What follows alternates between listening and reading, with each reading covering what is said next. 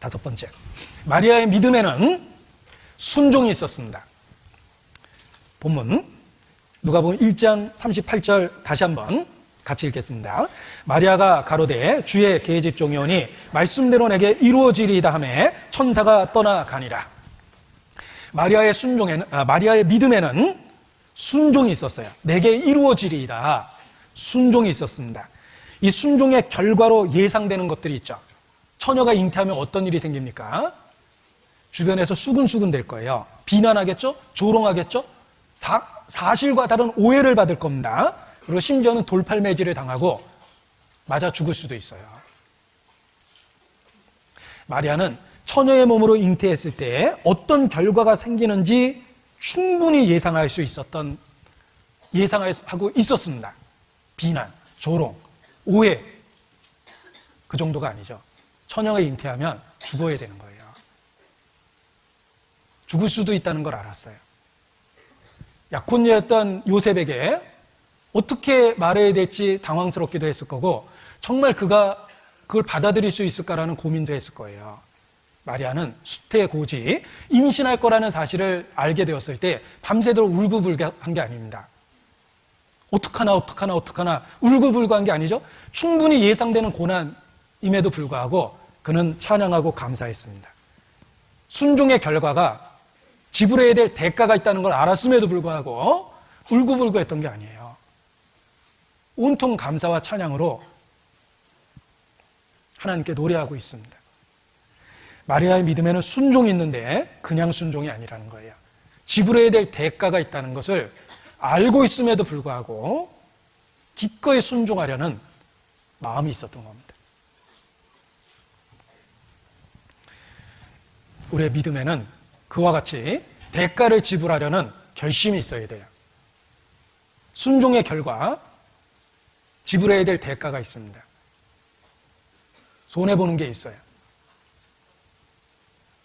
주변에 오해도 받겠죠? 비난도 받고 편견이 가득한 사람한테 따돌림도 받을 거예요. 저희를 이단이라고 얘기하는 사람들 보면 정말 가슴이 아픕니다.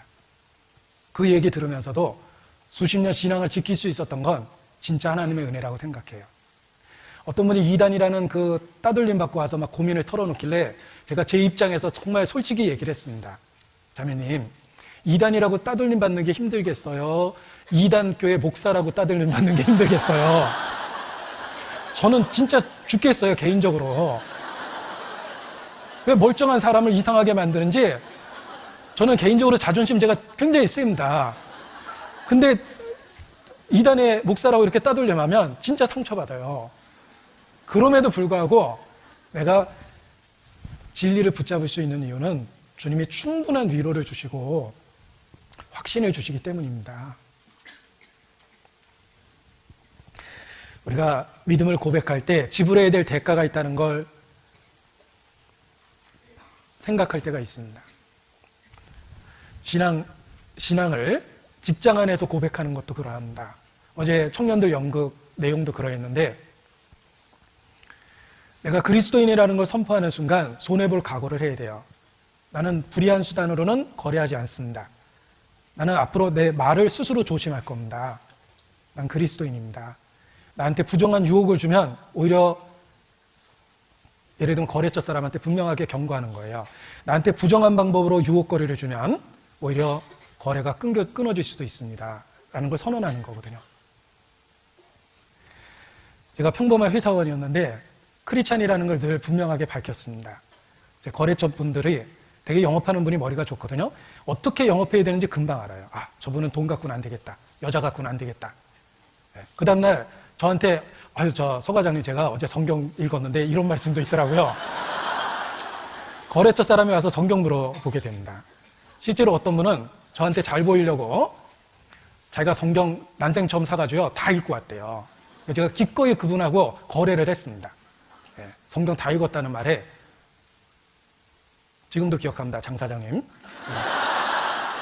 지금 어디 계신지 모르겠지만 꼭 구원받기를 지금도 기도하고 있습니다. 그분이 저한테 영업하러 오셨는데 제가 크리스찬이라고 얘기하니까 며칠 있다가 저한테 와서 고백했어요. 제가 서 과장님한테 잘 보이려고 성경도 사서 제가 다 읽고 왔습니다. 진짜 고맙다고 그랬습니다. 내가 크리스찬이라는 걸 고백하면 세상적으로 손해봐야 될 것들이 있습니다. 앞으로 내 행동도 조심해야 되거든요. 그러나 그 모든 것을 각오하고 신앙을 고백하는 믿음이 필요합니다. 신부님에게 한 여자가 와서 고민을 털어놨습니다. 신부님, 남편이 너무나 핍박합니다. 제가 성당을 계속 달리면 저를 죽이겠다고 그럽니다. 신부님 말씀하셨습니다. 그래도 용기를 내십시오. 믿음을 지키십시오. 하나님이 도와주실 겁니다. 며칠 있다 그분이 다시 왔더래요. 신부님, 큰일 났습니다. 제 남편이 제가 계속해서 성당을 다니면 저를 죽이겠다고 하는 게 아니라 신부님을 죽이겠답니다. 신부님 말씀하셨습니다.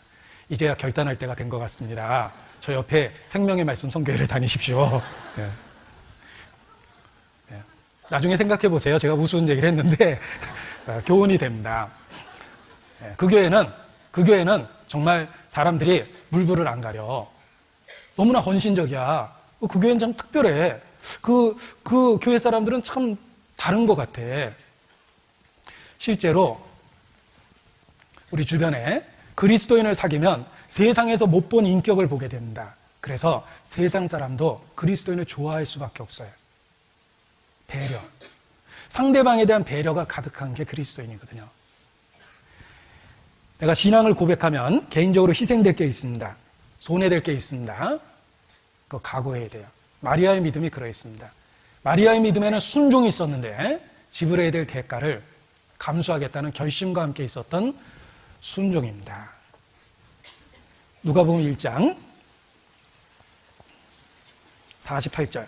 그 계집종의 비천함을 돌아보셨습니다. 보라, 이제 후로는 만세의 날을 복이 있다 일컬으리로다. 마리아는 현재를 넘어 결과를 봤습니다. 결과를 보니까 나를 복이 있다 일컬을 것이다. 하나님이 주신 은혜의 결과가 축복이라는 확실한 믿음이 있었던 거예요. 당장 겪어야 될 건 오해죠. 처녀가 임신했으니 당장 겪어야 될 건 오해와 비난입니다. 자기 인생에 큰 불행이 생길 수도 있어요. 그러나 마리아는 결과를 봤습니다. 이제 후로는 만세에 나를 복이 있다 일컬으리로다. 우리도 마찬가지입니다. 믿음은 결과적인 현재를 넘어서 결과적인 축복을 보고 사는 것이 믿음입니다. 마리아가 그러했습니다. 이제 후로는 시간을 넘어서 만세에 나를 복이 있다 일컬으리로다. 결과적인 축복을 보고 위로를 받는 겁니다. 우리도 주님이 주신 축복을 바라보면 이제 후로는 겪어야 될 것이 있겠지만 그럼에도 불구하고 하나님에 대한 감사, 찬양을 할 수가 있습니다. 이제 후로는 이 말씀처럼 우리가 마리아의 믿음을 배웠다면 그것을 터닝 포인트로 삼아서 이제는 달라져야 됩니다. 이후로부터는 달라져야 됩니다. 마리아의 믿음에는 겸손이 있었습니다. 마리아의 믿음에는 근거가 있었습니다. 마리아의 믿음은 개인적이었습니다. 마리아의 믿음은 하나님에 대한 지식이 있었습니다. 마리아의 믿음에는 순종이 있었습니다. 우리가 그러한 마리아의 믿음을 배워서 이 마지막 때를 정말 마지막 때처럼 살아야 됩니다.